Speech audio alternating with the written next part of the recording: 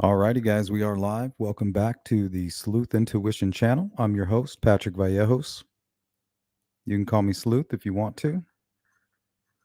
Today, we are going to be talking about the Ron Logan angle versus the Odinism angle. It's really pretty simple.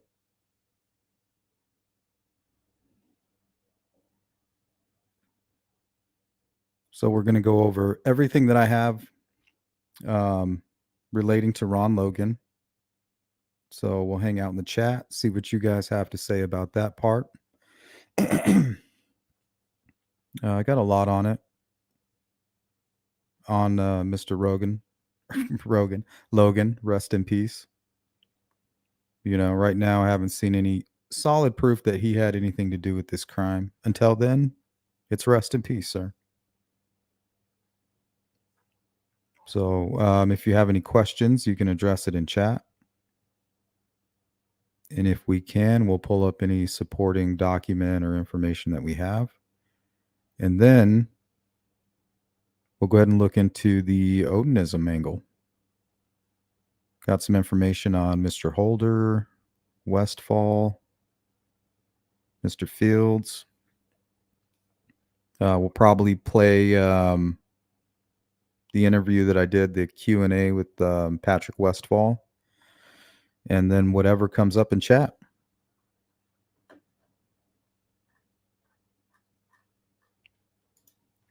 Good to see you, Marbles. Metal Mama, Caricature, good to see you. 63 Clocks. Cindy, what's up? Coach Kev. Welcome, 63. Nana. What's up, Frank Meister? Good to see you, my friend. Sensei Wackadoodle. Loganism. Yeah, that's a good one.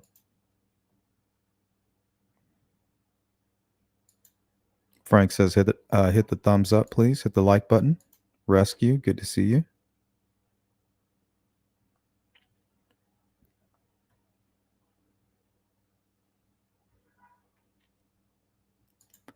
What's going on, Shane?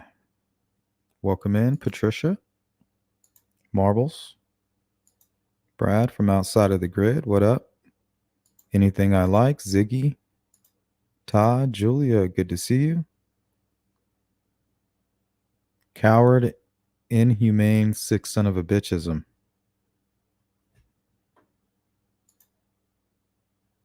Careful, that one might stick.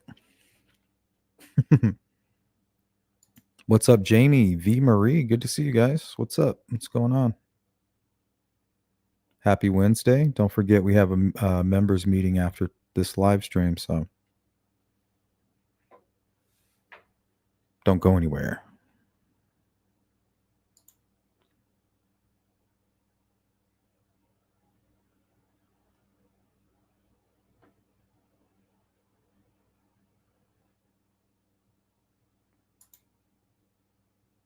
So if you ask me, it is possible from the information that I see that Ron Logan's timeline, he could have fit this crime somewhere in there. But that doesn't leave any time for him to clean up, really. Unless you include that in about the 1 hour that these killers had out there, basically alone.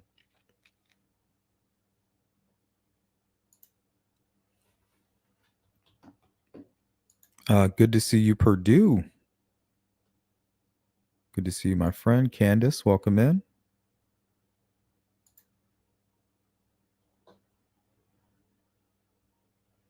Julia says, I do this with myself. I always like to make a counter argument for my own opinions. Keeps me in check. It can be easy sometimes to fall into tunnel vision. Yeah. Yeah, I think it's good to practice that for sure.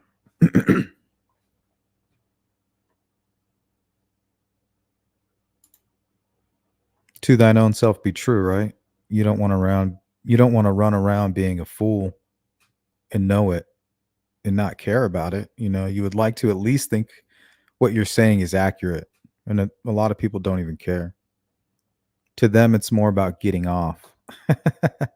Like Dennis Reynolds, right? They just want to manipulate people. Or sometimes they're fooled, realize that they may have been wrong, and now they know if they can get the majority of the room to agree with them and believe the things that they believe, well, now it's true. They're one of those, well, if we're in the majority, that means that we're right and what we're saying is the truth. So that's a very scary philosophy. That's what we're up against. Jamie says, I feel like the entire documentary was brought to you by Rick Allen's defense team. I mean, it really was. I didn't watch it, but I mean, I've seen clips here and there, and I already knew what to expect. I haven't seen it, though, so.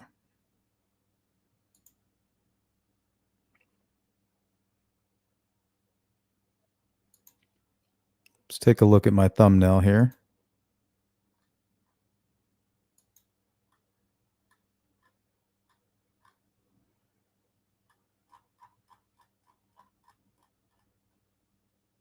Okay. So if you notice, Satan is behind everything, right? It doesn't matter. It doesn't matter how many pieces you shatter the beast into, right? All of those pieces are going to be working in unison for the same cause. So it really doesn't matter. So you have Richard Allen sitting front row. To the left of him, his defense team. They're all there early, right? They're there about an hour early. So they can get the front row seats, right? Richard Allen asks, glad I'm not up there. The devil says to Richard Allen, that's the point, Rick. So what I see playing out is the old salesman trick. Right? A, B, and C, those are your three choices. But you never talk about C. You keep that hidden.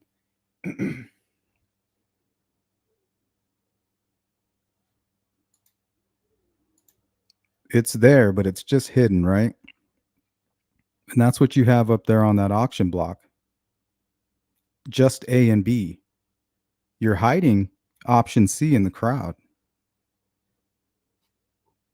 which would be, of course, Richard Allen. But if all they offer you is Ron Logan or Odinism, pick. Well, it's because the truth, in my opinion, isn't even in there. It's the oldest salesman trick there is, really. I'm going to give you two choices, and all of those choices benefit me and not you. Good to see you, Jill. What's up, Lady Rainstar? Good to see you. Been a while. Purdue says, the CW doc was not as bad as I expected. I did think it was false advertising to list unraveling blondes as victim advocate. Really?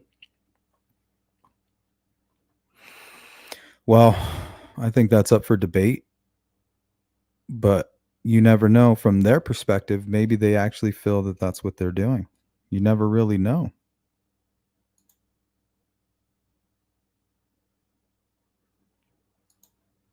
What's up, Wanda? H Doc, what up? In my opinion, if Logan had anything at all to do with it, they would have taken him down in a heartbeat. It feels like someone hit the rewind button on this case. It blows my mind. Yeah. That's how I felt about Brad Holder. Like, what, him? We're back at him? Could it all be so simple? I don't know. Put him at the trails, you'll blow my mind. What's up, Frosty? Sparky driving home, listening. Safe travels. Eyes on the road, my friend.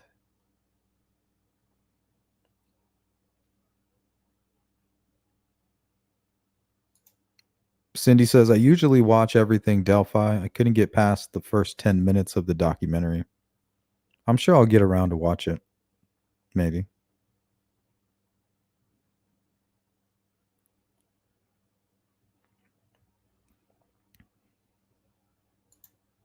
Shane says Groundswell Part 2. Well, that's it, right? We have two agents of Satan, really, pushing two different narratives that really meet in the middle. So I wonder if they're going to try to tie these two together somehow, right? Like that's their big, woo, Ron Logan was throwing a note in this party or something, you know? That's why he was cleaning up in the morning. Like, really? Is that what's going on?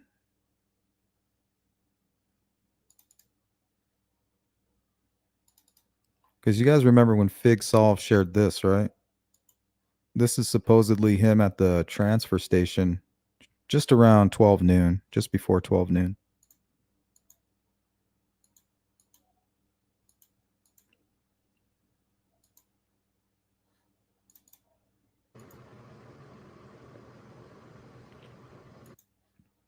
Right? Classic dark blue, probably those Wrangler style jeans tucked into the boots.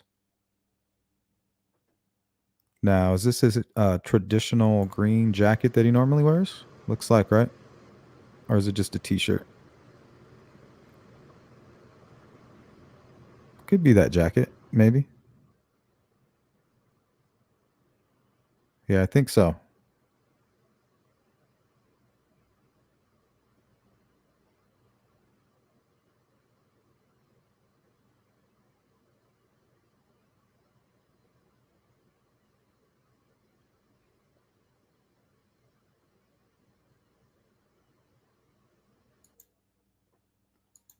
Now, I did see a clip of a woman that I think was living with Ron Logan. And, you know, my heart goes out to her if what, you know, if those statements are true. Um, but we don't know who this person is. And Ron Logan's not alive to say, well, you're obviously lying and I can prove it. You know, there's no way for there's no way for him to fight back, really. So, very easy target. So, I don't know what to say about that. And I also don't understand why Rosie and Baldwin aren't targeting Ron Logan, right? Why aren't they targeting him? Or are they? We see recently that they are targeting him. Now, don't forget that Rosie represented Ron Logan before. So I'm not sure if he would be able to go after Ron Logan. Would he? Is that a conflict of interest? Right? So how does he go after Ron Logan without going after Ron Logan? Proxy. And now we see it unfolding right before our eyes. Somehow they're going to attempt to link these together.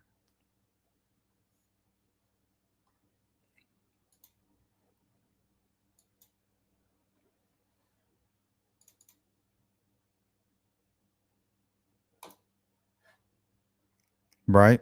Their greatest fear is for us to see that Richard Allen is an Odinist, right? Because they can't go against daddy. They can't go against the defense daddies, right? They can't do that. That defeats the whole purpose. Remember, it doesn't matter how many pieces you break the beast into, it's still the same beast working towards the same goal. And that's just to further evil. It's the West Memphis 3 all over again.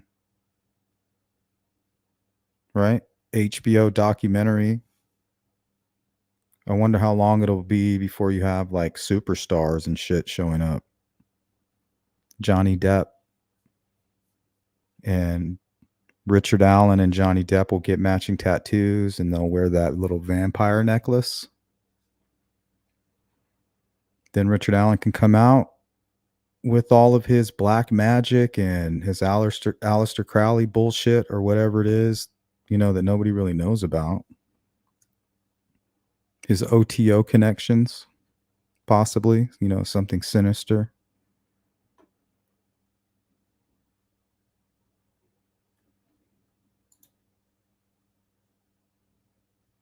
Daily Survivor says the documentary made Rick Snay look Ress.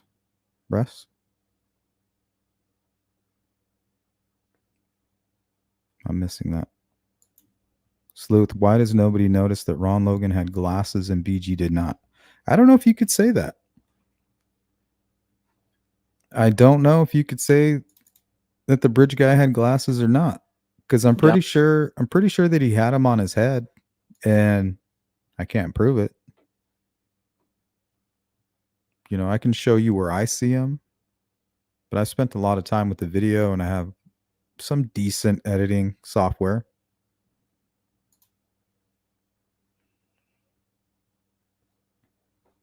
But I just thought it was interesting how she kept saying, "Oh, it looks like him and sounds like him." Down the hill. Down the hill. Down the hill. Down the hill. Down the hill. Down the hill. Down the hill. Down the hill. Down the hill. Down the hill. Down the hill. Down the hill. Okay.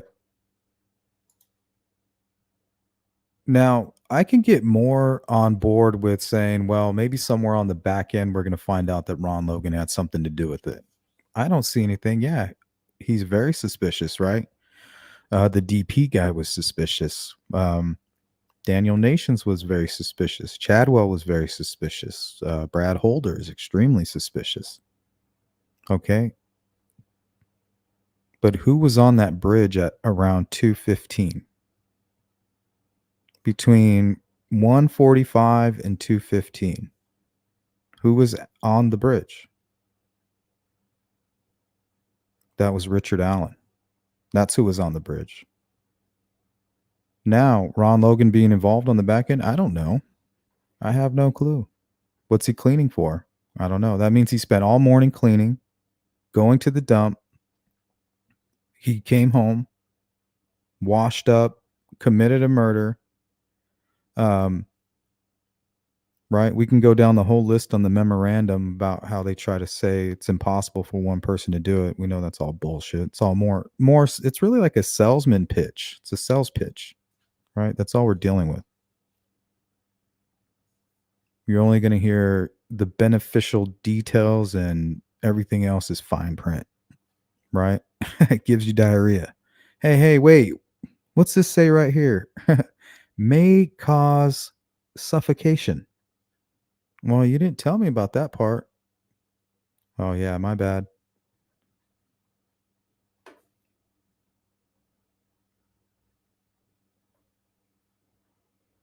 But I mean, what do you expect the Scorpion to do, right? I look at the defense and I say, you're doing what I would expect you to do. I'd hope you would do the same for me.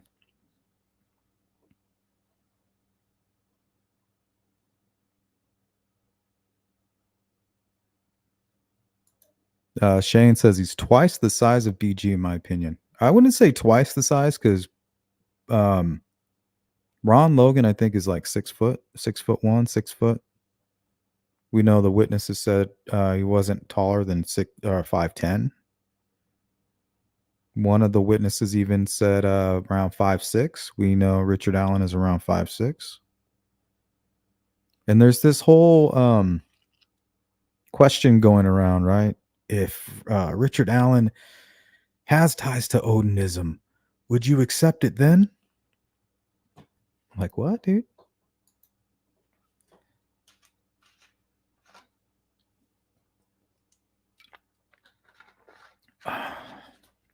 Thought I was going to sneeze there.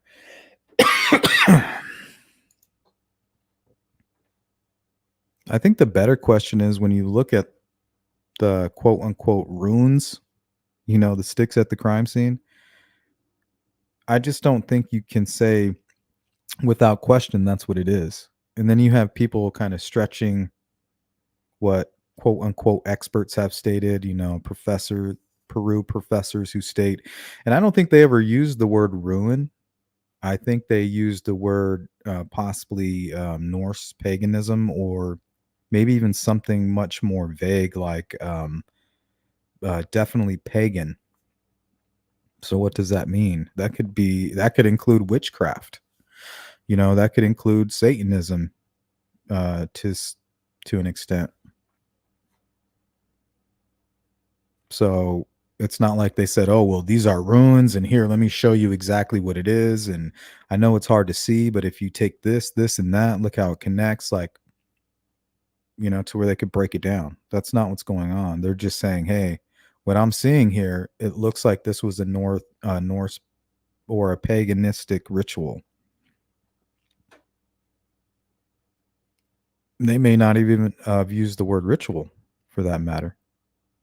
Maybe just that the killer was leaving a signature, maybe that was pagan.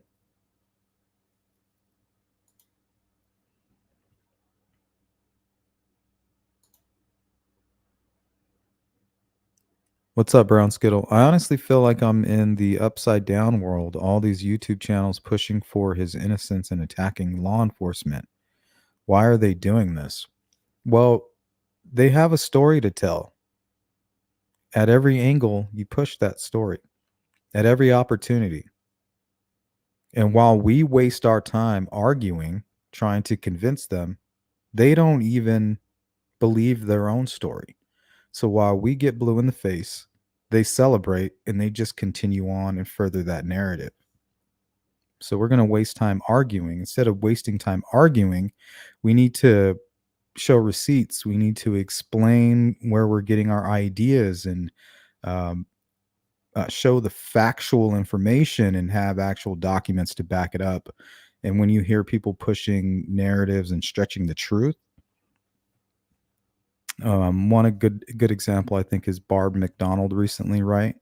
So she's pushing the Ron Logan narrative, and she has been. And all these folks that are pushing it have something to gain from this, right? They're not going to waste 2 years of work. They got books, and there's a reason certain people were put into that documentary because they're part of the same guild. It's a Ron Logan guild, really, is what it is. He's the guy. And how is it him? It can't be Richard Allen if it's him, right?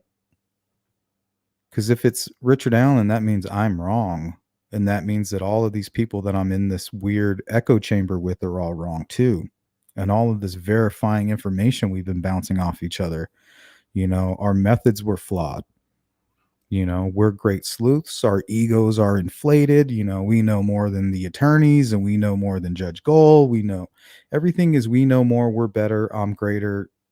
Screw the experts. What the hell do they know, right?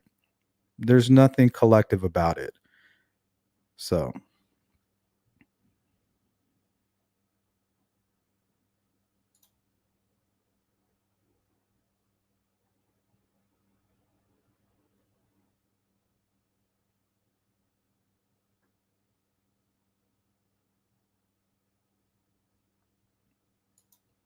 Jamie says Rosie was his attorney at one point. Very sus. F the defense. Yeah, so I don't know. Would that make it a conflict of interest? So maybe Rosie would like to go after Ron Logan. You know? Right? Let's put them both up there. How do I get them both up there on that stage?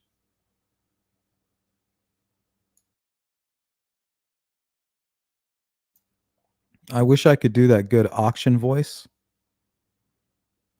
Where they talk all fast.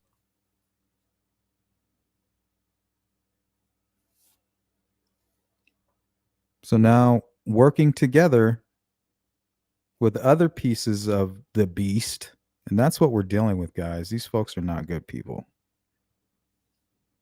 We're not talking about God-fearing folks. We're talking about people that hate the police. They're probably politically radical, you know, And it's just more of that type of shit.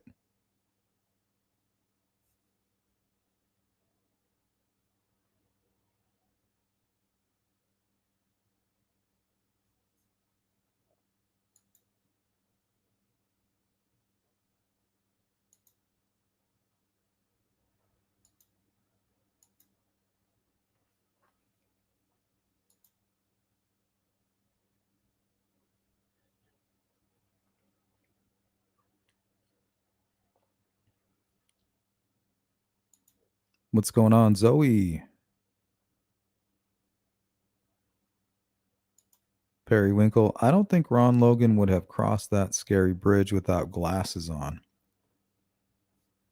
There's no way you can really tell if this dude has glasses on.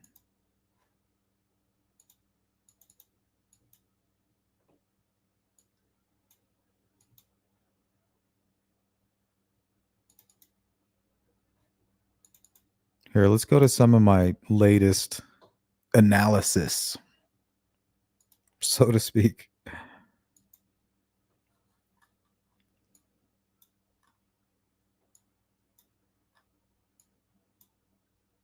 Right, getting some clear, looks like lips, nose. I don't see a mustache.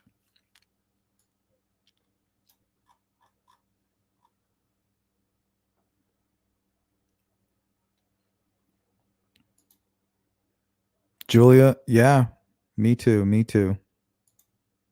Hey, Jerry with the 12-month flex says, hit the like button or you are a troll scrub. You don't want to be no troll scrub.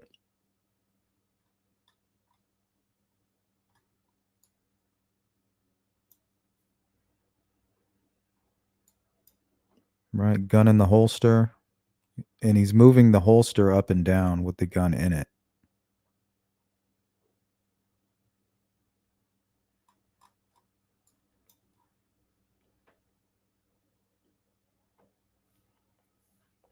The only thing that really looks like Ron Logan to me would be these eyes right here. Let me see if I can find that image. So it was one frame. I was like, whoa, okay.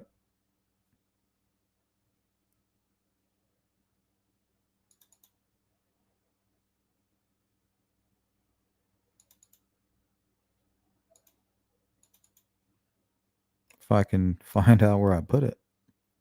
Oh, there it is.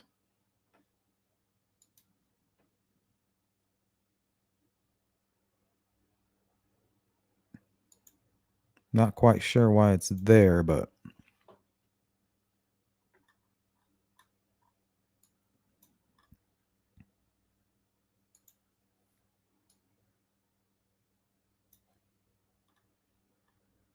okay, you see this like W shape?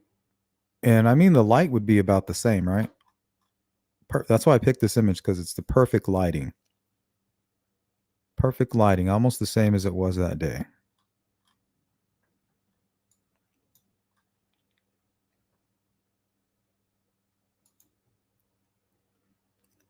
So see this like W shape right here? You kind of have something similar here.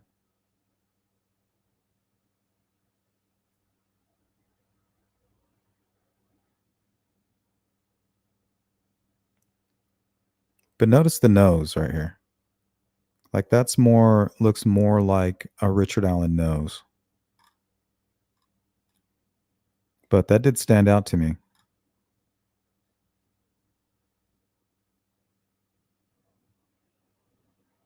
How the shadow kind of shows what's going on with the nose up top.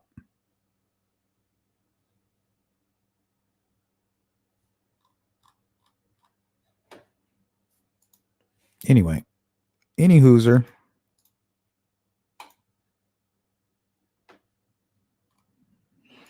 What's going on, Redfoot? I've never thought Ron Logan had anything to do with it. I still feel like he might have seen something, though. Like, what was he up to? He was cleaning up.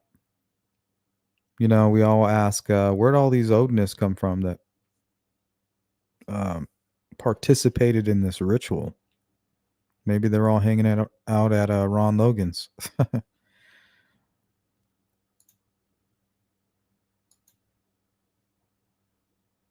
What's going on, Lisa? Thank you, Ziggy. Ziggy coming through with a super sticker sponsoring today's live stream. Thank you.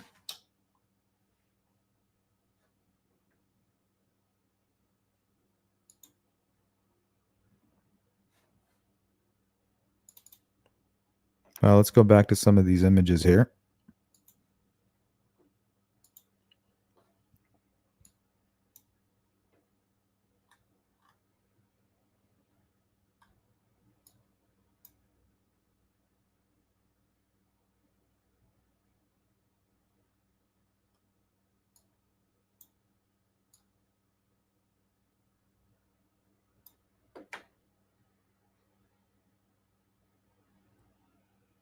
This kind of does look like a glove,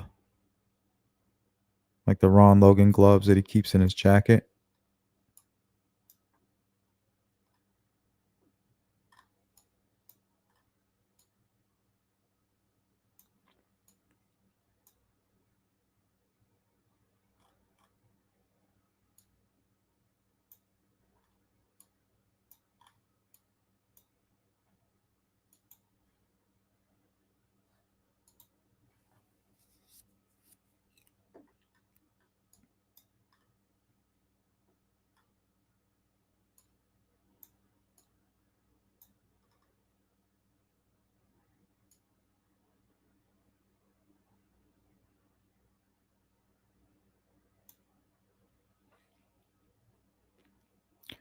That looks like an actual pig nose, like a for real one. It's weird. But really, it's probably eyes, cheeks, and a nose. Crazy. So it'd be hard to tell. I don't think there's any way possible.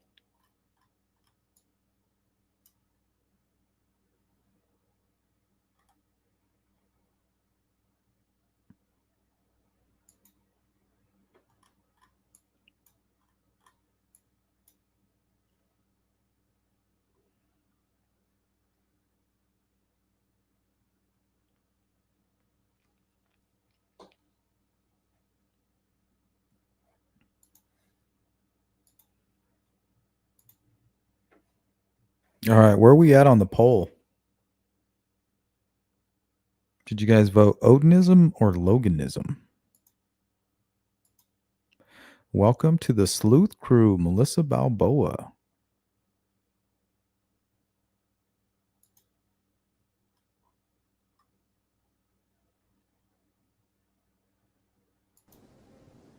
But don't ever take sides with anyone against the family again. Number one rule.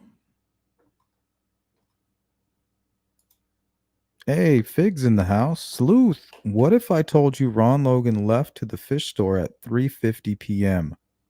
Would he have time to commit the murders at 3:30, walk back home, hide evidence, shower, clean up, and be in his truck by 3:50? No, because you guys remember it takes, I mean, he would not alone. I don't think he could do it alone. But that timeline is correct. And I'll show you guys why he's right about that.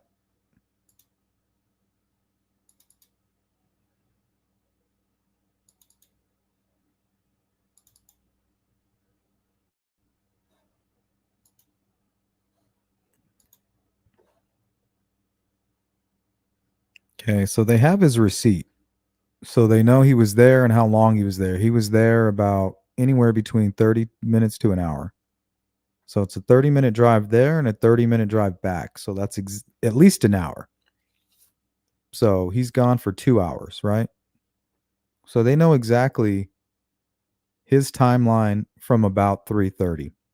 About 3:50, yeah, 3:30. So he would have to be busy all day, come home, change his clothes, right? Because he didn't look like the bridge guy in the video we watched from around noon. Changed, commit the murders. No time to really cover up because remember, the girls were moved, staged, and The coroner, I believe, says it was over by 3:30.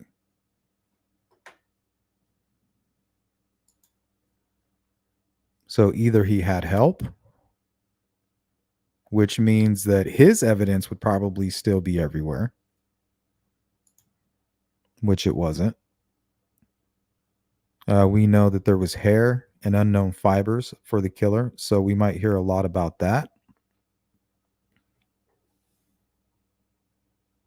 We might learn that that's parts of the discovery that the defense doesn't want to talk about, and the prosecution side isn't anxious to give out to the public. These hairs and these fibers. So there's all this talk about an unspent bullet, and experts wait till they get into if there was any matching hair and fibers found during the search warrant.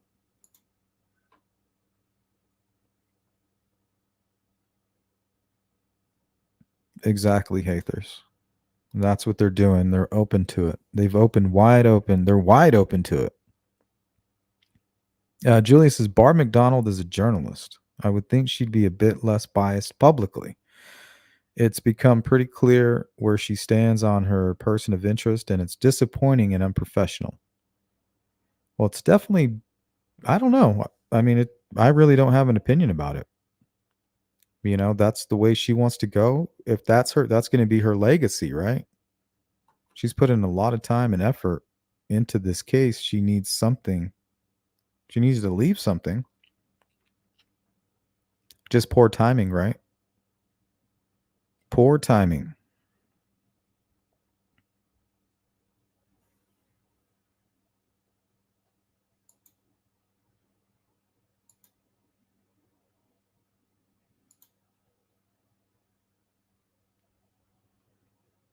Afraid of heights? I don't know.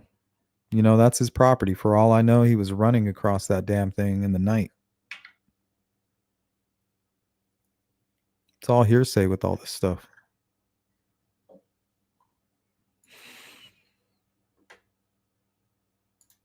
Lisa says, your last video was so good, Vic.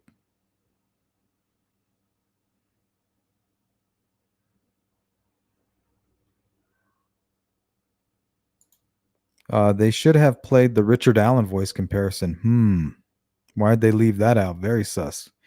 Yeah, that's not only visually is he the closest I've seen, but the audio, right? Closest I've heard.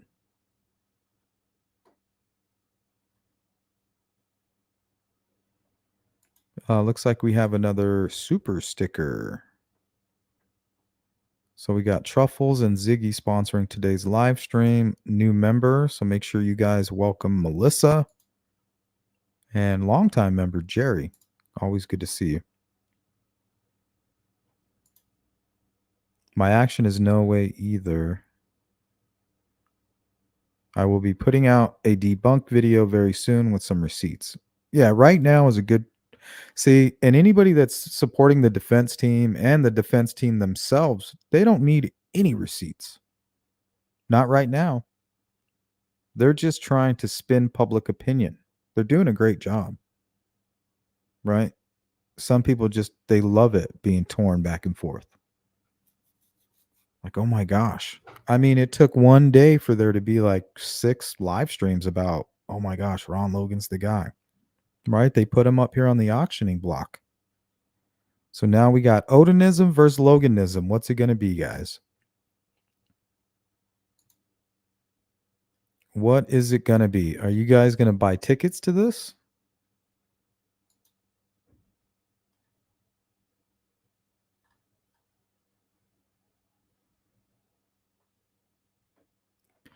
I don't know. You might want to get a front row seat. Get one of those little things on a stick so you can pop it up in the air.